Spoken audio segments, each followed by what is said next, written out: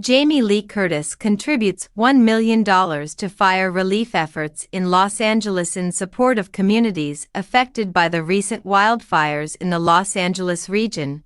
Jamie Lee Curtis has contributed $1 million to a relief fund. My spouse and I, along with our kids, have committed $1 million from our family foundation to establish a fund of support for our wonderful city and state, as well as the wonderful people who live and love there, Curtis posted on Instagram.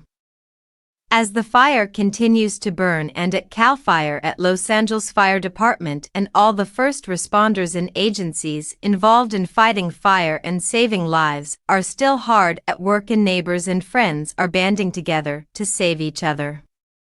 I am in contact with Senator Schiff, Mayor Bass, and Governor Newsom regarding the best way to allocate those funds.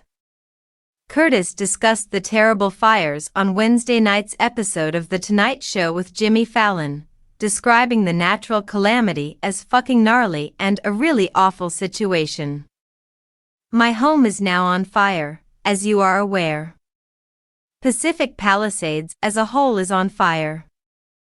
I was on the aircraft when I began receiving messages last night, and it's fucking awful, you guys. I traveled here. It's a complete disaster in Southern California, she said. Everything, the stores where I buy, the schools where my children go.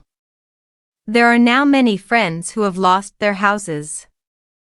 Thus, it's a very terrible circumstance. The contribution is made while rescuers and firemen battle a slew of flames that have devastated Southern California. A fire that began Tuesday morning has destroyed hundreds of buildings and forced major evacuations over more than 15,000 acres between Malibu and the Pacific Palisades. Over 10,000 acres have been destroyed by the Eaton Fire east of Los Angeles, severely affecting the Altadena and Pasadena communities.